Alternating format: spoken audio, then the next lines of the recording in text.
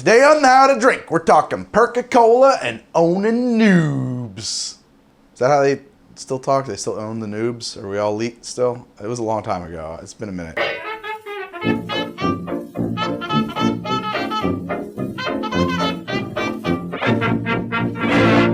I've had a lot of requests for something called Perk-a-Colas from Call of Duty Zombies. I've actually never played that game, primarily because I don't have a computer capable of playing it. Although some of you may be noticing the new friend on the set here today. I have a Twitch. It's twitch.tv/Greg from HTD.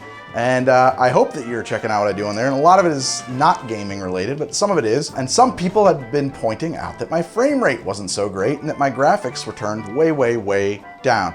Now, truth be told, that makes a lot of sense because up until now, I've been on Twitch gaming on a 2015 iMac that I bought to edit on and that I dual booted into Windows so I could play some games on it. So it is a significantly less than ideal gaming system. Extremely generous of them, Ironside took notice of my poor performing computer specs and hooked me up with this ridiculous monster of a machine, the How to Drink Special. I don't know what we're gonna call it, the After Hours. I'm gonna name it the After Hours. I think it's perfect. I understand it's got a lot of the goodies in it. I don't know a lot about that kind of stuff, but I am putting it to good use on my Twitch right now at twitch.tv/Greg from HTD. Like the planet! With that said, I've had a lot of requests for a drink called Perk-a-Cola from Call of Duty Black Ops. They were introduced actually in Call of Duty World at War Map Pack 2, the map pack that introduced Call of Duty Zombies, with the map Verrückt, which I think is German for mental asylum. Verrückt. They are bioengineered enhancements that come in the form of colas, or sodas actually. So there were originally only 4, Juggernog, Speed Cola, Quick Revive, and Double Tap Root Beer. I am gonna make those 4 today. There's now, I think 30, there's a lot now. That would be the subject of a bigger episode than I am prepared to do. What I got to help me out here was I picked up a crate of what are called mini champagne bottles. These are 6.3 fluid ounce or 187 milliliter bottles. And I got some, homemade label printer paper, and we made some nice labels for these. And you can see there's a Speed Cola there. And so I'm gonna serve these drinks in these bottles. That should really, that should sell it. I think that'll work. What am I going off of to base these drinks on? A little bit the appearance that I have seen of them. I don't know how many games the physical actual drinks appear in. It seems like they're less, it's more like you just interact with the machine. But from what I can gather from the appearance I'm going off of, I'm trying to pull a little bit of inspiration from their name. I think that in the case of Quick Revive, there's a character who says that it tastes like fish, but it's blue. I'm not making a blue drink that tastes like fish. We're just gonna make it nice. It'll be good. I'm just gonna go in the order I wrote these in. We're gonna start with Juggernog. Now, Juggernog, it's an interesting one. I had to think about that. It's red. It's called Juggernog. What does that mean, nog? Because it's usually think of an eggnog. I looked it up. Apparently, the etymology of the word is that nog is an East Anglian word that originally meant a very strong ale. Okay, so it doesn't have to just be a nog. We're gonna go for a cinnamon base here. I want 1 ounce of cinnamon syrup, half an ounce of Campari, and 2 ounces of Luxardo's sour cherry gin. Stir that up over some ice, and then we'll funnel it into the bottle, add seltzer, and cap it.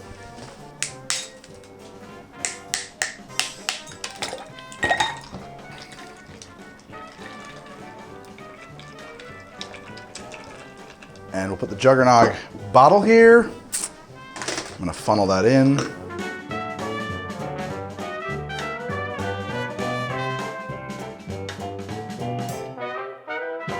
I will carefully top that up with some very cold soda. Oh, that's the opposite of careful. I'll do that. I'm gonna cap that with a red cap. And there we have our Juggernog. Our next drink is Speed Cola. I'm going to start with a 1/4 ounce of simple syrup, 1/4 ounce of Saint Germain elderflower liqueur,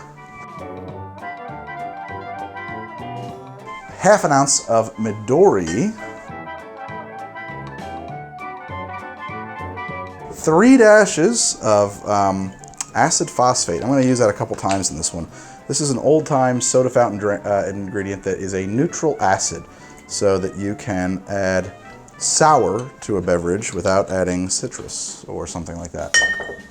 And I want to add 2 ounces of Absolut Citron. This is a lemon-flavored vodka. I should be getting a kind of a lemon-lime thing here this way. Crack some ice in my mixing glass. Get this very cold. I could probably wing this without a funnel, but just for safety, let's do it with.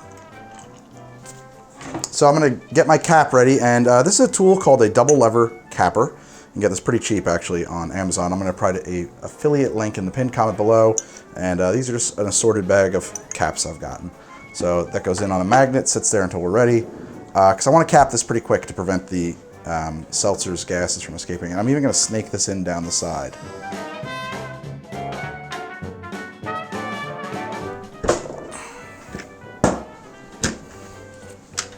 And there we have a capped carbonated speed soda.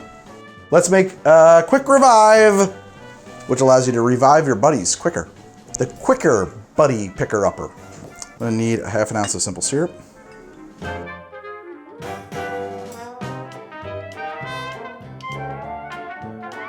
gonna need a half an ounce of blue curacao. I'm gonna need 2 ounces of vodka. I happen to be using this Wheatley vodka.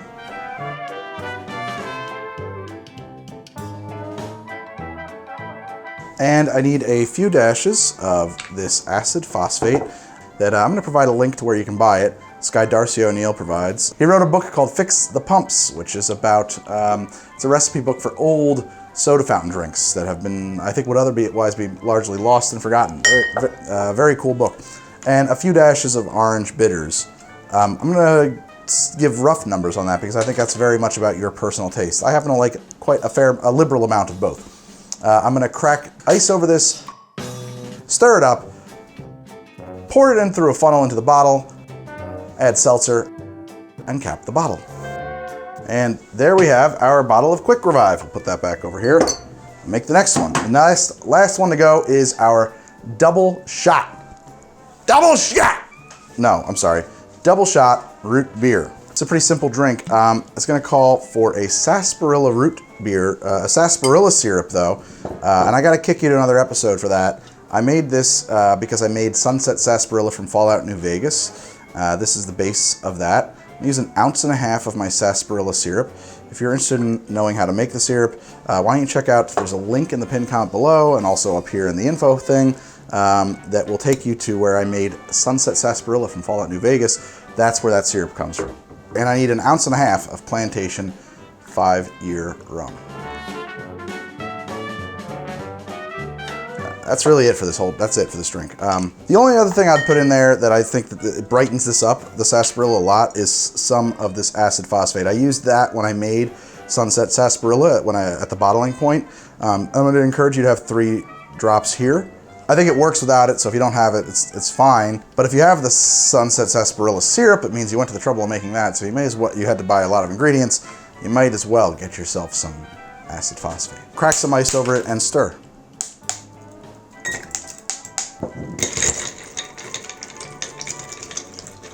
Double tap root beer bottle, funnel, our strainer,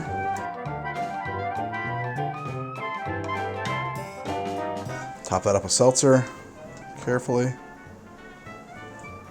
I'm going to put a cap on that. And there we have our double tap root beer. These might settle a bit, but they're certainly suitable for keeping this way. If your syrups are well strained and your glassware is sterilized, this should be relatively shelf stable. Obviously, if the caps blow off or if you see molds growing on them, or if when you crack them open they have some kind of a really nasty smell, I wouldn't drink them. But there's no juices in here. There's nothing really for bacteria to feed on at this point. As long as we started with clean ingredients and clean glassware, we should have something that we can keep in the fridge for a while if you want. There are other ways to carbonate in the bottle like that. We could have carbonated the liquor itself. That is a different process and a story for another day. Here we basically made bottled highballs. If you keep them cold in the fridge, you can drink them out of the bottle, or if you want to put them over ice, I think that would be fine too. Mine are pretty cold, so we're gonna pop these open and have them out of the bottle, see what kind of special powers I get. All right, we'll go in this order. I'm gonna pop open a nice cold Speed Cola here. Oh, hear that hiss? It's beautiful. And let's see how she is. Perfect color, right? It's killer. It's like a lemon lime jolt with like a twist. The Midori is a real twist. It's not what you expect from like a Sprite or something like that. I feel a little pumped up. We could have maybe dissolved some caffeine pills in there. I didn't think of that. All right, let's try the Juggernog. See if I feel like I'll take twice as many bullets to the face after I drink this. Gotta be honest, I don't feel like I'm gonna take more bullets to the face now.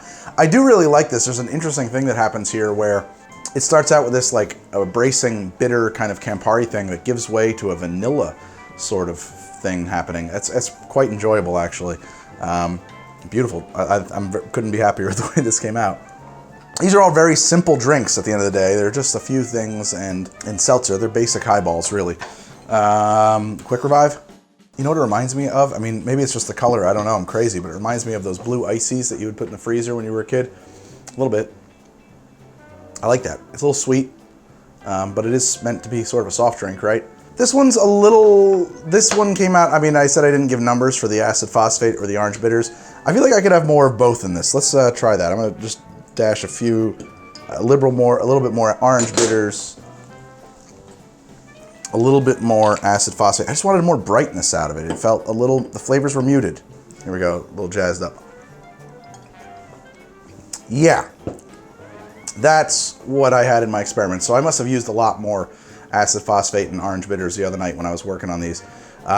It is a nice and bright and citrusy kind of an orange drink. It's very, I like that a lot, actually. It's different.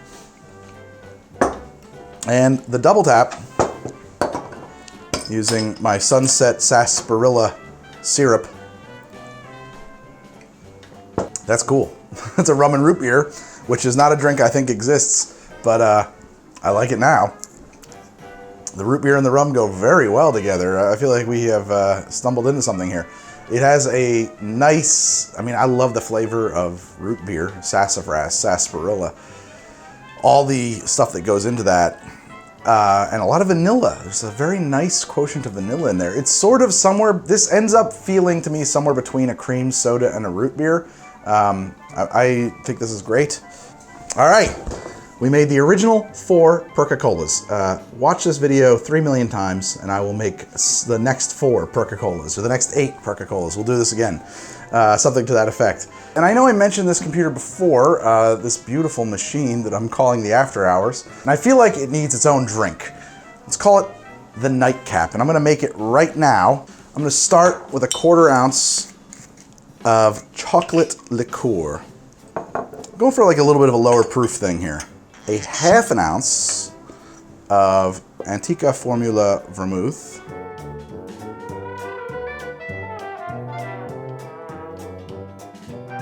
1.5 ounces of coffee liqueur. I'm using this Mr. Black. It has basically no sugar in it. And 1 ounce of Rittenhouse Rye just to stiffen it up a bit. And a 1/2 ounce of Demerara simple syrup. Get some sugar in here.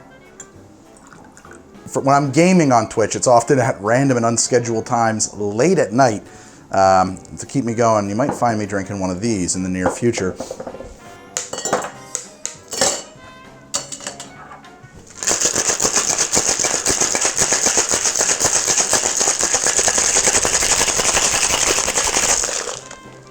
I'll put this up in a sour glass.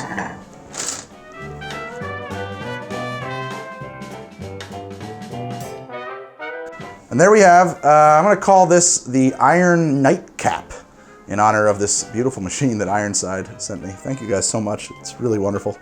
I got it in the middle of this shoot, so I haven't had a chance to fire it up yet, but I'm very excited. That is a delicious, velvety, coffee, vanilla, chocolate exploration of flavors. It's perfect. It is a little heavy and a little sweet, which is kind of what you want with that kind of after dinner dessert drink, which is what I was going for here with a coffee base back. That is, nothing is to everybody's cup of tea. I think a lot of people like that. I love it. So here's to you. Thank you guys so much. And if you hop over to my Twitch at twitch.tv/Greg from HDD, I am sure you'll find me on there today. If you missed the live stream, it shows up at H2D2, my second channel. I gotta really hand it to Ironside though. They make beautiful computers that are unbelievably powerful for a great price. So swing by Ironside using the link in the pinned comment below or the description of the video. I like the way Matt Colville says that. The link's in the blah, blah, blah. Just that's what he says. You'll find the link in the doodly-doo. I'm on Twitter at howtodrink. I'm on Instagram at howtodrink. I have a Patreon at patreon.com/howtodrink. If you like this show, I hope you will watch some more of my episodes. I've done lots of other video game-based episodes. I've done a couple of things from Fallout New Vegas, namely the Sunset Sarsaparilla, which you're going to want to check out to make this Sunset Sarsaparilla syrup that we went and used in there. I've done drinks from other games. I hope you will check them out. Subscribe to the channel. I will see you soon, and I hope I'll see you very soon over at my Twitch. So come on over, see me on Twitch. It'll be great. We'll hang out. We'll be good friends. You'll get all my emotes. I got some wild emotes. You want emotes? I got them. Get my emotes. Go get them. Thank you guys so much for watching. I have to lie down. I think I'm all done now.